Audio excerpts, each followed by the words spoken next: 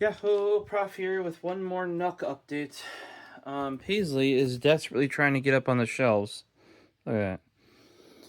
She's got a little bit of height increase there, and she's fallen once.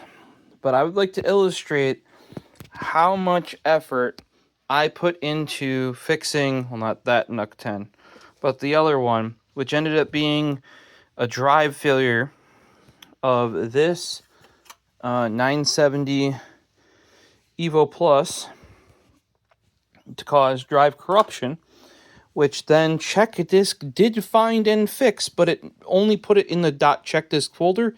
It didn't put the files back. Turns out those files were fucking Windows. Okay. We originally thought it was the NUC because we just actually had that NUC 10 just didn't come back on after, like, I was working on repairing Windows because I thought that was what was causing the issues with the system. No, it turns out the hardware is shit. Sometimes, you can, if you guys don't know, it's down in that corner there, in that dark, shadowy area. Sometimes, when you have failing hardware, it ends up looking like it is software. So I'm trying to fix the software, and as I put more and more stress on the original NUC 10, it shits the bed. It just doesn't even post anymore. We thought the same thing had happened here. Turned out, actually, in this case, the drive had died. I may spend some time and look to see if we can... Paisley Marie. Who said you could do that? You just took my knife. She took my Tuck ES Elite Series with those blue abalone or something. Hey, kitten. Yeah. No. Here.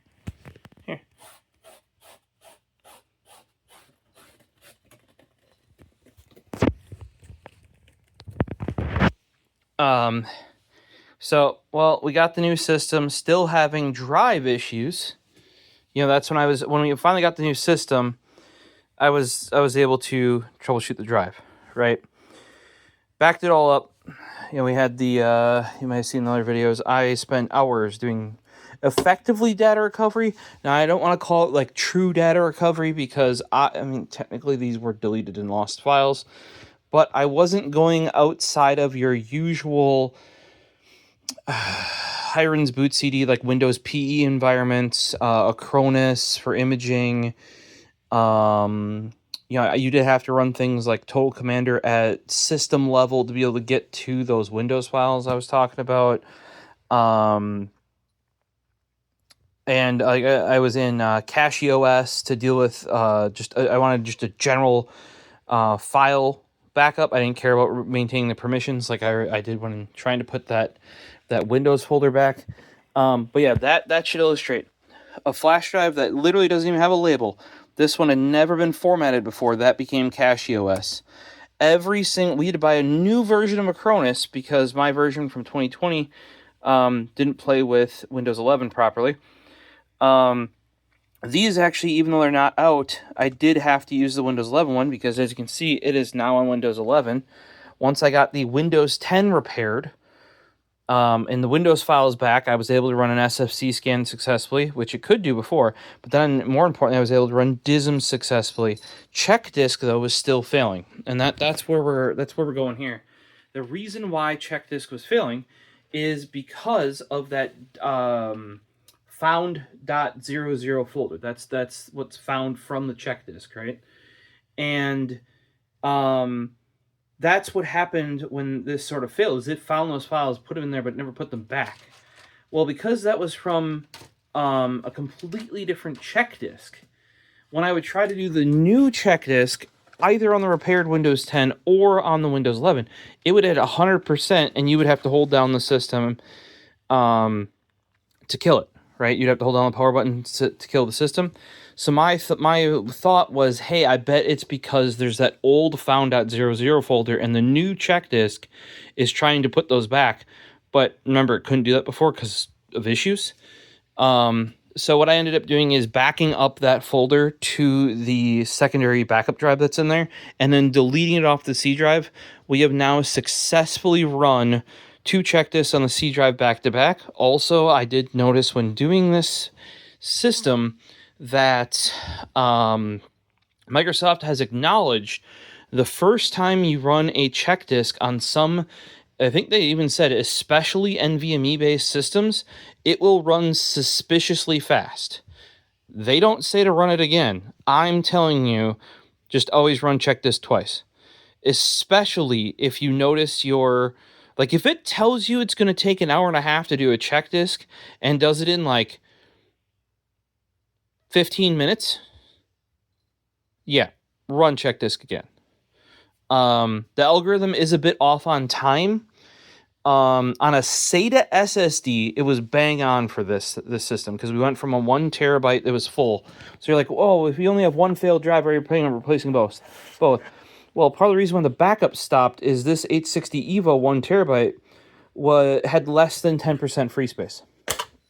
So it wasn't doing the backups properly, and apparently hadn't been. I thought it was for like 127, 134 days. It was actually 138 days.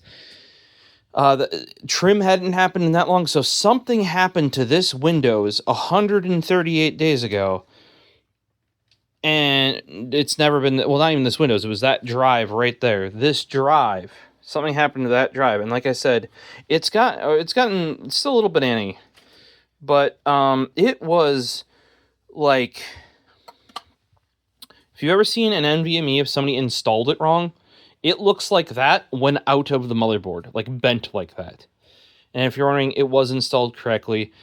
I think it's because there's a Wi-Fi chip right under that part of the drive, and it's causing extra heat and causing the PCB to flex like this because it'll droop towards it. But we are fully fixed now. It has made it through 2 check disks. I have done the disk clean to clean up any check disk fragments, like the Windows upgrade files. We made sure that file history is working again to that secondary drive. I haven't made an image. I may start that. I'm gonna go drop it off. Whew, I gotta get some sleep. I gotta work tomorrow. So I gotta go drop this off yet. I may start the system image. There's like a built-in Windows system image you can make. I may start that to the backup drive when I leave it there. But this has been a beast. You're like, well, why don't you just reinstall Windows? If you guys have ever dealt with bank software or any proprietary software for your industry, turns out farm and cow software is very similar. Actually, I'm seeing many of the same dependencies that I would in the banking world with like databases, Azure Data Studio, stuff like what used to be OpenJDK, then it went to like Adopt OpenJDK. Now it's Eclipse Trillium, I believe. That might, I think the Eclipse part might have even been renamed now. Like, we're seeing all those like, weird .NET dependencies. It's better if I can just get this working. Let's just put it that way.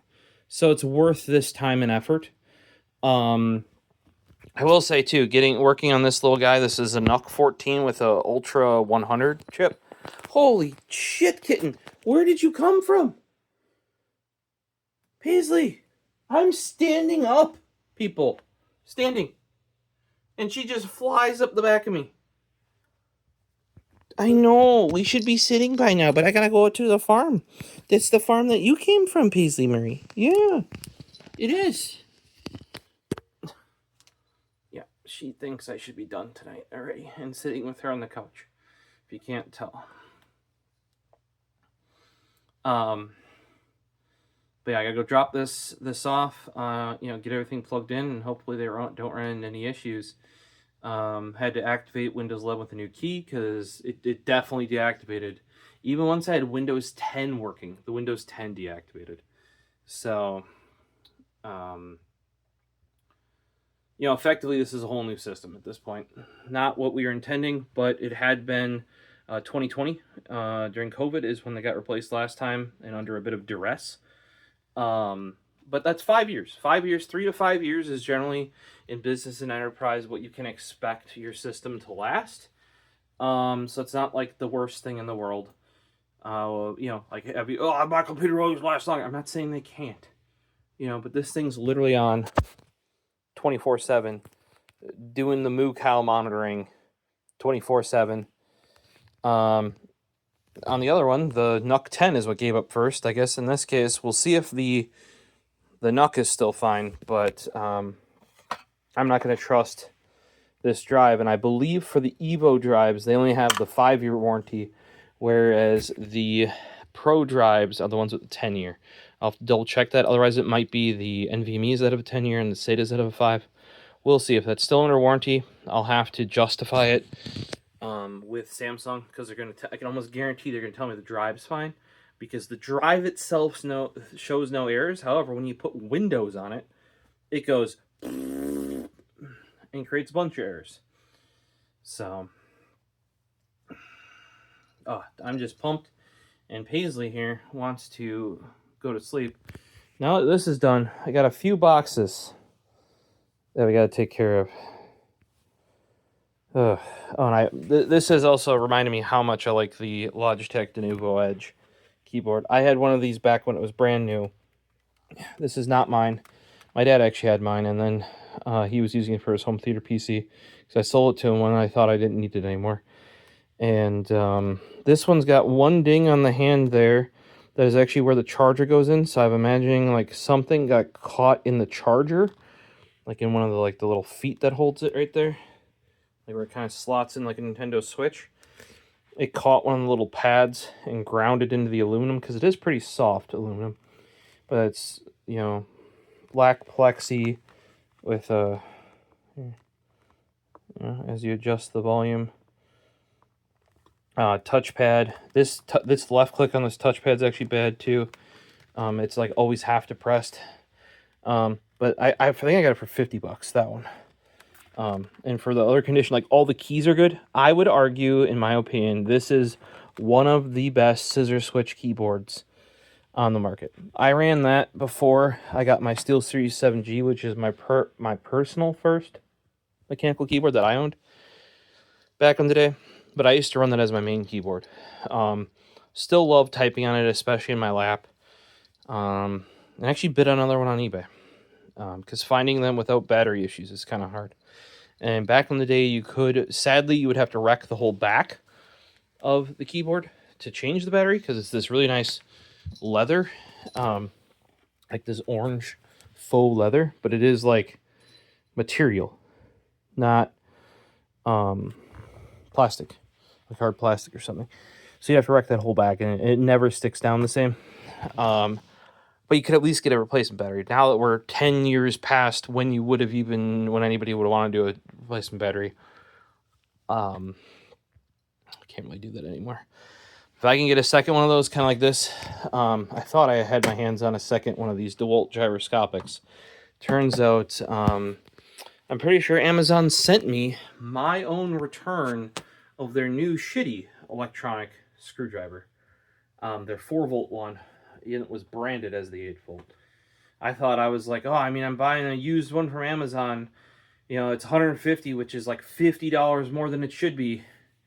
But hey, like new ones were $100, maybe $110 for those with dual bats. So I'm like, $150. But if it's just like a return, that's gonna be in mint condition. Still, worst case, I'll have to return it if it's like not functioning properly or something. No, they just sent me the completely wrong product, so I lost that one. I think right now those might be going in the range of, as nice as these DeWalt gyroscopic screwdrivers are, for $250, which is what they're going for if you can get a new in-box one off of eBay, or $200 plus. I would take personally the Snap-on, the 725 or the 661, because you can get a good condition one for that. Doesn't transform, doesn't have gyroscopic. I just really like that as a tool. DeWalt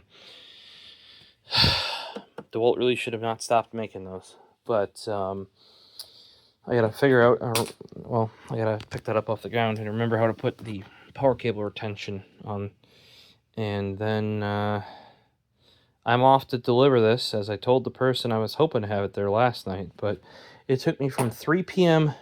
today to finish this up. That's going to be a hard one to explain. Because I had it re-upgrade. I had the Windows re-upgrade itself, like do basically an in-place upgrade to Windows 10 22H2 over last night. Then once Windows was mint, I upgraded it to, I got the PC Health Check on there, using the ISO from June for Windows 11 24H2, because they updated it. They did like there's big enough updates in those that they did a mid-cycle ISO update, or to the ISO that you can get from the Media Creation tool. Upgraded that basically straight to June 2020, June of the 24H2 build of Windows 11. This thing is happy, hunky-dory. Like I said, the last thing I had to fix that I just did was how check disk wouldn't finish. And I found out why. It's because it couldn't put those old files that were found on the corrupted drive back. So since I already manually put them back, basically, I just moved them off the drive, deleted them off the C drive. We're good. Questions, comments, throw them down below. This one, I am winner chicken dinner. Like, I am pumped that I was able to do this. I basically resurrected a possibly dying computer, but definitely a drive with errors, to the same install of Windows working. Would it have been... I don't necessarily know if it would have been easier to clean and install Windows to a new system and a new drive. That was always an option. Like, if this didn't work out, I generally try to, unless you have like an image backup of the system, or you literally have, it has such limited things on it that it won't matter if you wipe it. But otherwise, I'm going to try to always fix Windows whenever possible. And once you realize it's something this bad, step one is image it. So if you fuck anything up with your repairs, because sometimes they don't always go the good way, they go the bad way, and they fuck it up more, so you can restore it, and kind of get a start over. But yeah, time to deliver, and I won't be home by 4, that's for sure. Make food and go to sleep when I get back, right, Paisley Marie? Yeah, that little face has been a menace lately. You probably don't believe me.